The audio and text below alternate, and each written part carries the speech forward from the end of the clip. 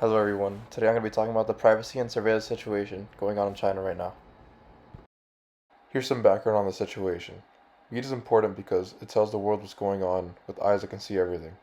This content is what people use to go about their daily lives, and they put a lot of trust in these sources from the media. With having such a purpose in the world, where communication is key, if this media is being only communicated to a certain geographical location and not others, it can become a big problem. China has recently experienced a revolution where the people demand their privacy back from their government. This has caused turmoil in the streets of large cities in China. In the modern age of technology, this situation is extremely relevant. The people of China have seen this surveillance that their government has been abusing their power, and the people of their nation do not approve. Through the different lawsuits going on in the United States and the media's coverage of these situations, the different cultures that see this are going to react differently, just how China did. The United States are going through similar problems, but have simply a better judicial system to handle the dilemma. The reason China's movement has been basically blasted across the internet is because they have the technological resources to do so. For example, if third world countries who struggle for necessities such as food and water are afraid of their government doing something similar, they cannot do much because no one will hear the word. The differences between China and these other countries is that simple. Technological capabilities to have these types of movements are either present or not present, which is why China's movement is on every other headline and all other countries are aware of the situation. Here's a short video on how the media is covering everything that's going on in China. Possible intervention. This is how China is trying to shape the story of what's happening in Hong Kong. For weeks, anti-government protests have gripped Hong Kong, with anger rising over China's growing influence. The Chinese have responded by trying to control the narrative. Here's how.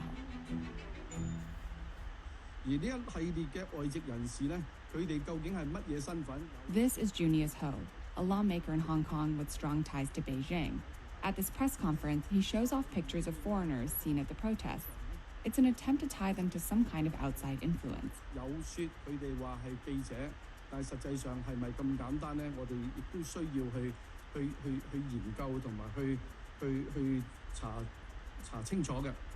Foreign influence and anti-government sentiment are also common themes imposed by CGTN, China's international media outlet. This post shows a tweet from former Secretary of State Hillary Clinton, who's voicing support for the Hong Kong protests. The tweet is used as proof that the U.S. is interfering in Hong Kong. Clinton's tweets were also part of a music video that CGTN published featuring Chinese mainland rappers. And Mrs. Clinton, you know nothing about Chinese citizens. Now I got some words from the president. Well, something's probably happening with Hong Kong. One story in the People's Daily, the official paper of China's Communist Party, was blunt in its reporting on foreign influence. There is no question that the United States has its hand in what's going on in Hong Kong, though to what extent is hard to measure.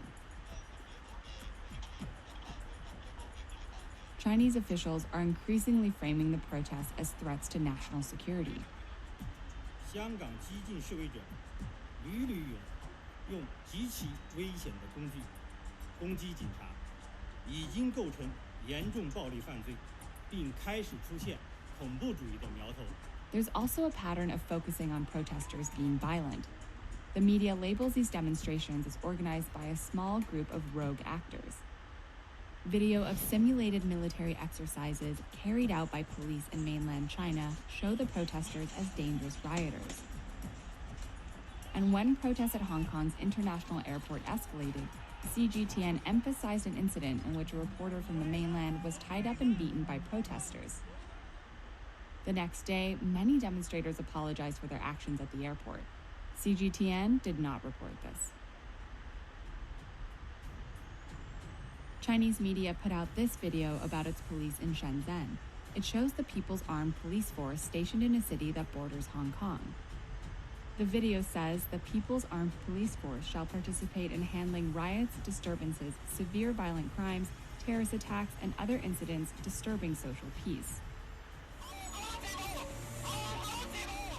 China also released this video of anti-protester drills being carried out by the Hong Kong garrison of the People's Liberation Army.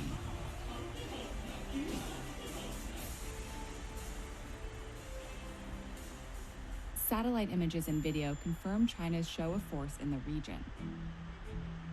It's unclear if China's uniformed police will actually be deployed in Hong Kong, and the People's Liberation Army already has a troop presence there. Instead, these videos are more likely a show of nationalism to prevent the movement from spreading to mainland China. They also act as a reminder that military intervention in Hong Kong remains an option.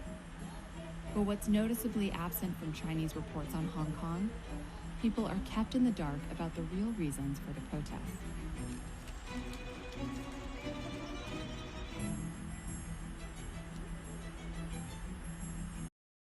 On to the next slide. The Chinese government wants to regulate the internet and privacy in order to protect the state, which is a very noble cause. By monitoring all internet traffic and making sure privacy does not exist, they can make sure that the state is safe from any internal and external harm. However, the way they are going about doing this is what the problem is. Kantian ethics have been used many times in the past to sort out ethical dilemmas. For this reason, it seems to be applicable in this scenario. Immanuel Kant is famous for having an intrinsic understanding of ethics and its applications in daily life. Kant believed that even if a certain act was for the greater good, it may still be wrong. In China's government's case, what they are doing is wrong, even if it is for the safety of their citizens. Any nation that fails to give their citizens safety and privacy is failing the most fundamental purpose of the state. There are a lot of ways to solve the problem, such as other countries have been doing, but China's government needs to step up their game if they want to have the people on their side too. Under the premise that what China's government is doing is ethically incorrect, this means that their government is either unaware of this violation or simply do not care. This is a dangerous place to be because whatever path this road leads to is not going to solve the problem. If the government is unaware, that means that they lack the most basic understanding of ethics. Similarly, if they do not care, then they lack the most basic ethics, period. To conclude, there are a lot of ways to going about solving this ethical problem. The first step of solving any problem is to understand the problem. This means that the Chinese government needs to be willing to solve the problem, which is not currently the case. While the citizens of China beg America and its leaders for help, the main problem lies within their own government, and this is going to be the difficult road to cross. With all the resources that the modern world can offer, this problem should be very easy to solve. This begs the question of what it truly takes to solve the problem, which is both willingness and ability, neither of which I believe are present in the current situation.